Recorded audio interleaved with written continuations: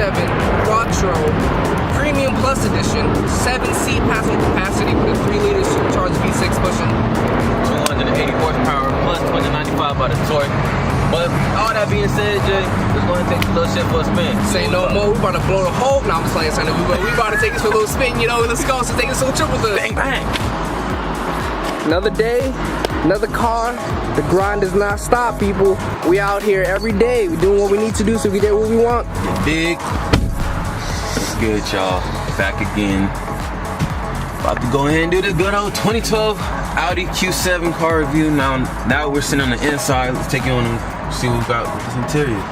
Jay? Well, like, you know, I already said, y'all already know me and my friend's preference when it comes to German engineering. But with that said, this is a 2012, and there is one thing I'm so disappointed in. First and foremost, look at this. What is this? What is this? This is a Premium Plus. What is this? Well, what's even worse, bro, in the Q5, bro, we had to push the start. We had a Q5. Y'all catch that video. Please go back and watch that. That's how we can do a good little comparison about the differences between the sizes of these two vehicles, because basically the same thing. This just has a, you know, a third row attached onto the back a little bit. But with all that said, it is a much bigger vehicle, and it weighs close to about 1,000 pounds more. Believe it or not, this is about 5,300 pounds. The Q5 was about 4,300 pounds, so that's a huge difference, people. But with that said, despite the fact that my huge grievance is, like I said, this Q7 and that Q5 are 2012 models. Why doesn't it have push to start? Why? I need answers. I need answers. We both need answers. But despite the fact that it doesn't have push to start, it does have this panoramic roof. Obviously, you see the little shell over there, the cover for it is on right now. Yeah, but it is a panoramic roof. Really smooth. All the way back too. So the people in the third row can get some good old lighting and moonlight too. True. The third row has its own sunroof. As you can see, it has panoramic roof for the front passengers and the rear passengers, but the furthermost passengers have its own sunroof way back there. But with all that said, this is an Audi. This is basically the top of the line for the class, not necessarily this specific model. I believe the Prestige would be the top of the line for this specific model. There's different increments in terms of the trim levels that you can do for these vehicles. I would assume and hope that a Prestige line of this Q7 would have a push to start. I hope to God it would. But despite that, you know, there's leather pretty much everywhere. You got soft touch plastics up here. You know, it could be more. I would expect some double stitch leather on top. But other than that, the wood grain right there. Nice little accent to the core. Nice little accents. But you know, we got the gray headliner, so some nice little contrast with the black. Yeah. But you know, for me personally, I prefer black on black, to be honest, with some more brushed aluminum trim. I don't really like the chrome look right here with these pieces. I prefer a brushed aluminum look. I think it's just cleaner. This gives off some more chrome impression to me. But with that said, y'all know how I feel about my leather seats. All leather. Even the third row has full leather, and it's so easily accessible. This is really your maximum family. Like, you have large family, it's you and your wife, and you have basically 5 kids, because this, like I said, this does have a 7-seating passenger capacity. And after sitting in the third row, no one Tony's size could honestly fit back there, but someone my size, you know, ha ha ha. But you know, your kids can fit back there quite comfortably. There's no issue with that. And in a pinch, you know, some full-size adults can fit back there in a pinch. Not no road trip or long rides or anything like that, but people can fit back there in the third row, and that's actually really good, because despite the fact with the third row being up, you still have decent cargo capacity in the back. Obviously it wouldn't be as much, but that can easily be folded down. And honestly, when it's folded down, it really looks like a Q5 to me. It does, honestly. There's so much space when you can push the second row forward and completely basically make the third row disappear. And I think that's really unique, because all you have to do is flip a handle, fold it down, easy peasy as that. Like I said, obviously this is a 2012 model, so the newer cars, everything's becoming electronic, but you know, there are pros and cons when it comes to electronics. Motor guns out, things like that. We don't just for the sake of simplicity and taking out the possibility of further things going out on a high-priced vehicle like this, because everyone knows when it comes to German cars, it can be pretty expensive to fix. But if you do due diligence, keep with the maintenance, treat the car well, and the car will treat you well for the most part. There are some specific models, this isn't one of them, but this is a 3-liter supercharged V6 pushing 280 horsepower, 295 torque. Now, like I said, this is a very heavy car. So obviously we haven't done the driving portion yet, but this weight and this supercharged V6, I'm very interested to see how exactly that power will translate into such a heavy car. I'm worrying a little bit in the sense that the engine might be a little bit too underpowered for such a massive and large vehicle, but driving it to this location, it felt, obviously I didn't get on it, but it felt really smooth. The driving dynamics of it was very supple, very smooth. We hit a few bumps, didn't really feel anything. It feels like we're pretty much driving on a nice gentle cloud of air. But with that said, I think we covered pretty much everything that we want to. I think you covered everything with me, so I don't know. You good on this one. But like I said, my major gripes with this is no push to start, come on. Yeah. 2012, should definitely have that.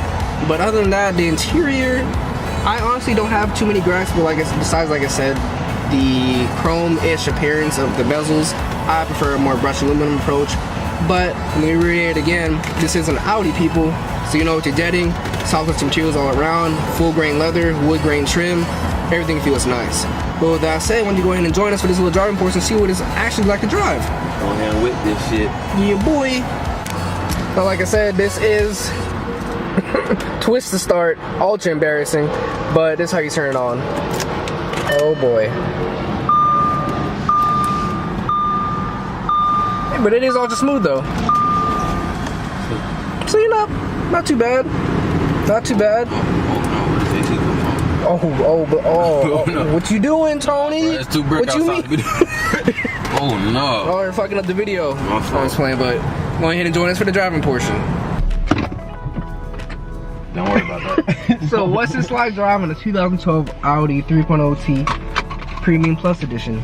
Just like his little brother, Q5, so far so good. It's riding smooth. I'm really not complaining. But what I was trying to say before, I am kind of upset because it's probably a smooth 65, 63 degrees outside. And LA, that's cold. Well, to me, that's cold as shit. So I'm trying to turn on the seat warmers. I can't do that without the AC. You just want to be playing and shut your whole ass up. Wow, I'm a hoe now. But with that, but you know, with that said, the steering pretty light, very light. This is a 3-liter supercharged V6 pushing 280 horsepower and 295 torque. This is a 5,300 pound vehicle. This is a very large vehicle. So driving impressions so far, literally you saw me pull off, so I'm still reserving my judgment in terms of if this power plant, the engine, is it underserved for this size of vehicle. But overall, so far in terms of the ride quality, top tier. Yeah. I would say it rides very smooth. The V6 is actually very smooth. You know, this is supercharged, so there's no turbo lag. But like I said, we are in a residential area, so obviously we abide by all traffic laws at all times. Sometimes. I mean, yeah, all the time. My fault. You see where brothers incriminate themselves. You see why a bunch of brothers go to jail? Because you got people incriminating themselves. Just look at rap music talking about, yeah, I killed someone, did this and that, and some smoke dope. And cops are sitting back looking like, oh yeah, all right, buddy. Oh word. As my man, Bad. Mr. Garrido would say. Bad. Mr. McLaurin, you think you're doing Mr. McLaurin, you think you're the one? McLaurin think he's gonna just say whatever he wants now. We got a little pool right here, and honestly, I'm extremely shocked. Yeah, I didn't think. This is barely 300 horsepower, not even 300 horsepower, barely pushing. Yeah. And y'all see how large this vehicle is. We showed y'all 7-seat passenger capacity, 5,300 pounds, and somehow, some way, this still moves very well. And it wasn't a sluggish get up either, like how the Jeep was. Like you have to kind of. Yeah, I had to put it in sport mode for that. This is straight auto, normal, Distronic mode, Tiptronic. I'm not even using power. That's straight automatic 8-speed transmission right there. I'm impressed. I'm impressed. Obviously, this isn't fast. Don't get it twisted. But when you put it into context and look at how large this vehicle is, how much it weighs, and you would think that V6, 280 horsepower. Oh, for this size of vehicle, it has good get up. Honestly, I would say it's probably comparable to a Prius, if not faster. From that little episode right there, excuse me. But you know, like I said, as I keep on reiterating, the steering wheel, nice, very nice, very premium, clean, all leather with some brushed accents right here. It looks like brushed aluminum. I like that. They should have did the same thing on the center console. I don't know why they didn't, but hey, you know what? I'm not a car designer. Audi is. But how's the headroom and legroom going there, Tony? Come on now, you already know I got space. I'm space. I'm chilling. I don't even think there's gonna be a topic of conversation, but yeah, beautiful headroom. This panoramic roof, right? Oh yeah, don't forget we got the I don't want to put that up. But how do we open that again? Oh no! I'm not gonna touch nothing. Okay, that's I'm not gonna touch nothing. Okay. I'm not gonna fuck it up. This ain't my car. I'm not gonna. You gonna? Oh, so you figured it out, people. Look at that. Damn, look at that big ass piece of Barge. No, we're not gonna play that though. Wow. Like I said, super clean, super nice, you saw.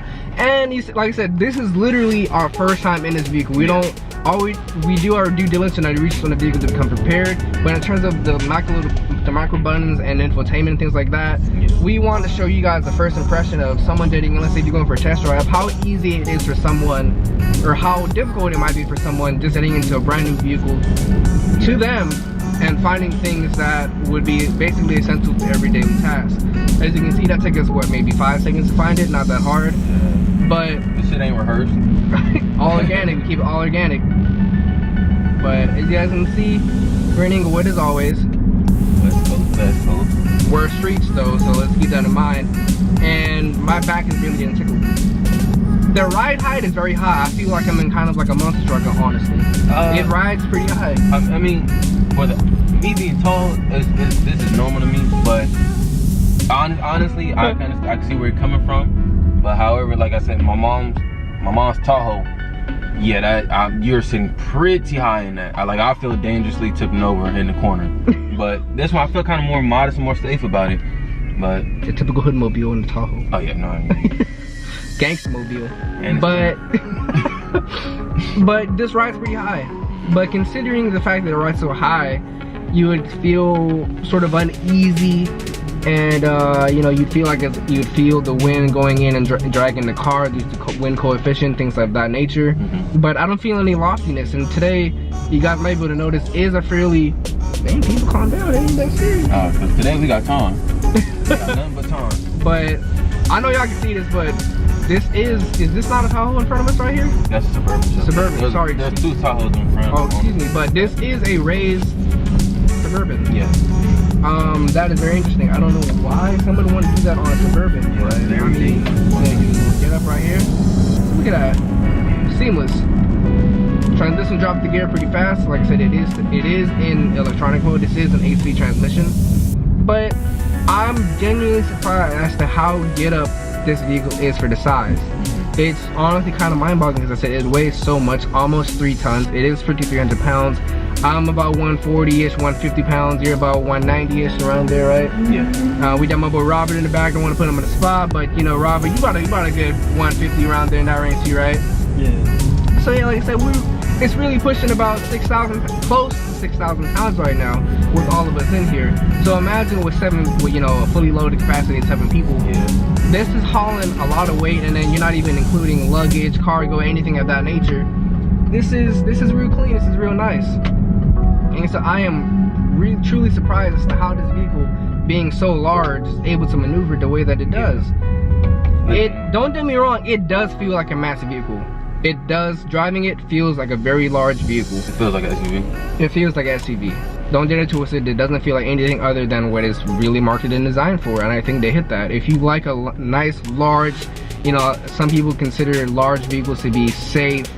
You know, a large vehicle, less grounds for impact, more space between you and an accident, things of that nature.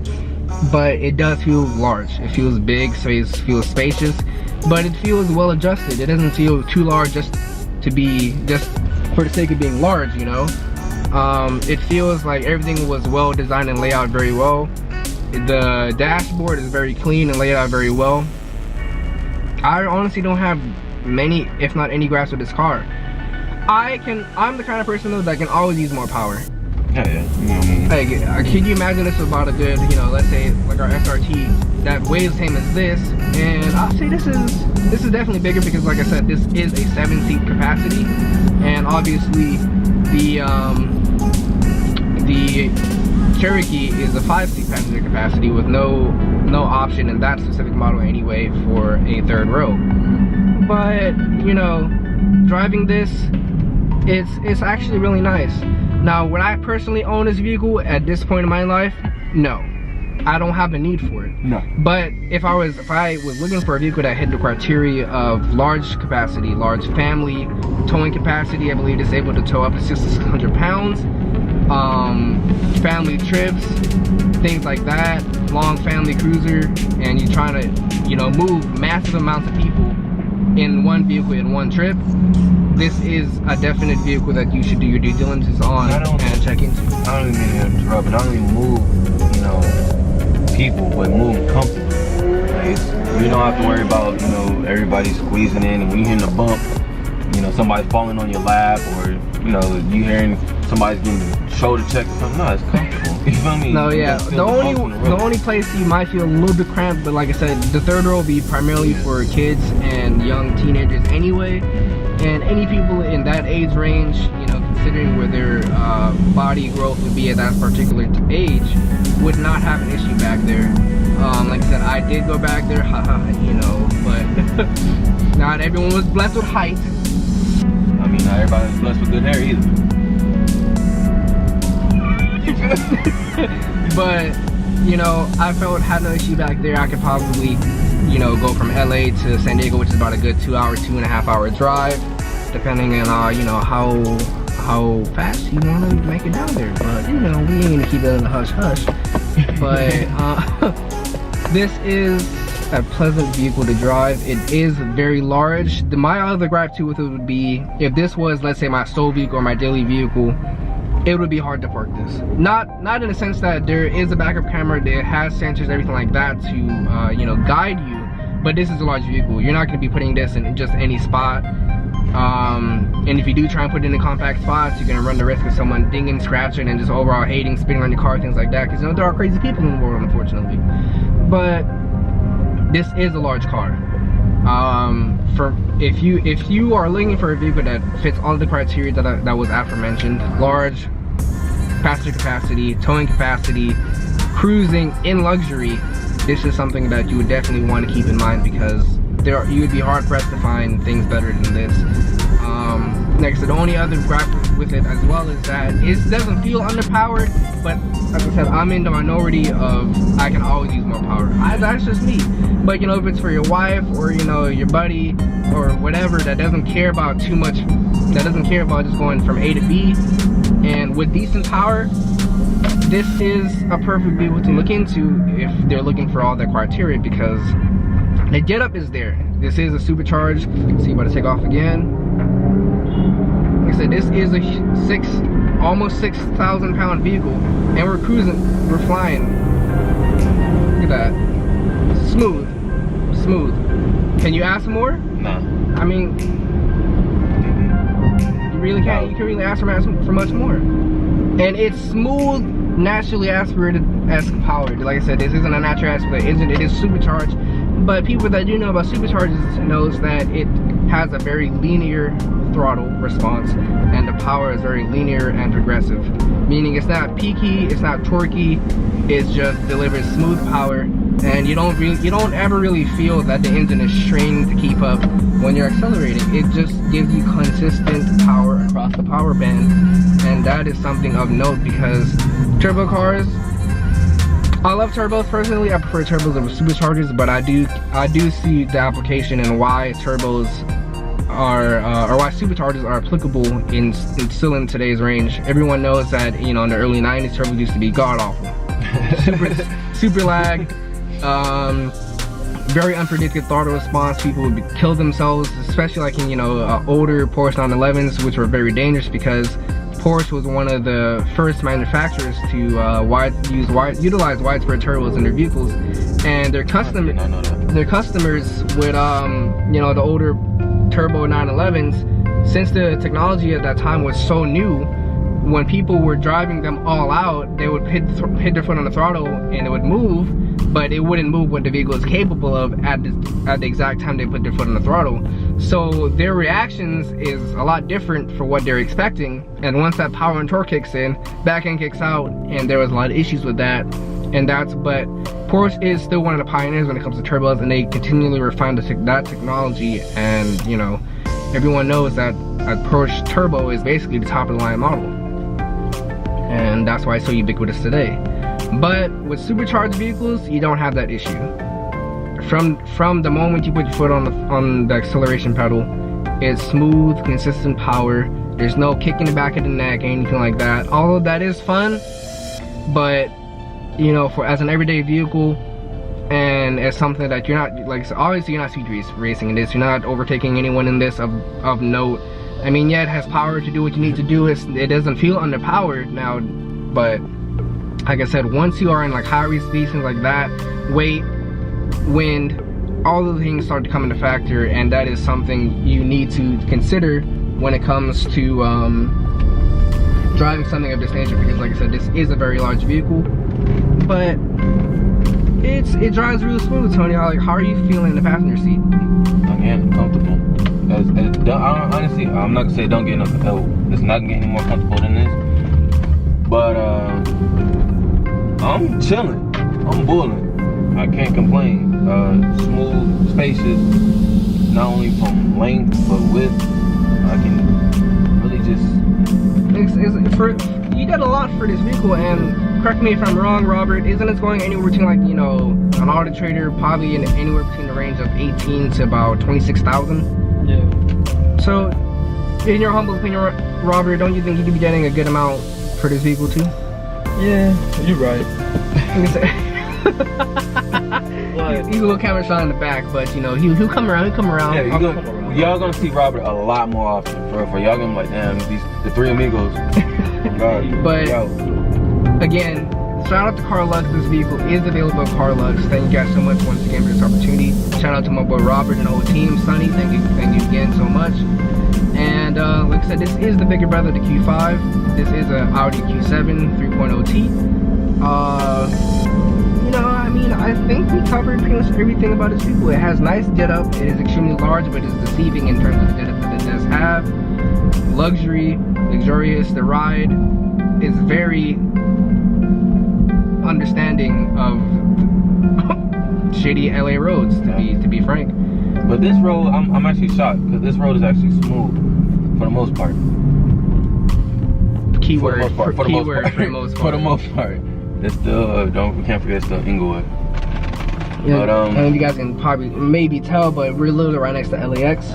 As I said, Carlux is located in Inglewood, California, our own backyard. We two young brothers from Inglewood.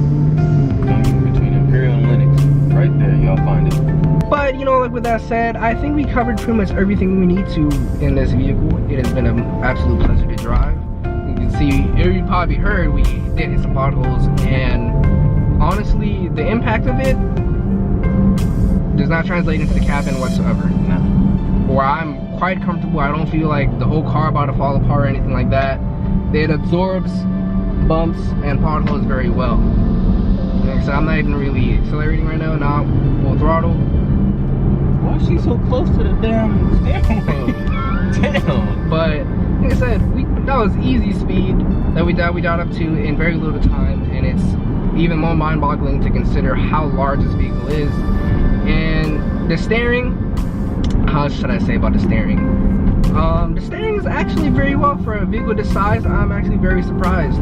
It's obviously not sports car steering, but the feedback that I'm getting is adequate.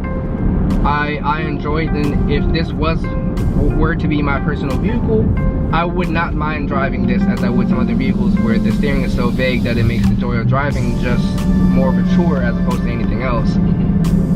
But you know, this is enjoyable. Shout out again to Carlux and my guys Sonny, Robert, Mario, Eric, the entire team, everyone else. Thank you, man. Giving us a this opportunity. Shout out to my guy Steve, you know who you are. Without you, this wouldn't be possible. Alexia, you're pretty much the #1 supporter right now. Kenny and Derek, we'll forget about you guys. But like with that said, thank you guys so much for joining us once again. This is a 2012 Audi Q7 3.0T Premium Plus Edition. Y'all see the interior, y'all see the Audi, y'all see the Q7. You know what you're getting. Y'all know what it is. Y'all know what you're getting. And I think we've covered everything that we needed to. So with that said, this video is now coming to a close. Thank you so much for watching again. Don't forget to like, comment, and subscribe. That's the most important thing. And hit us up on our other social media. Instagram's down below. Yes, sir. Guarantee you. I apologize. Everybody.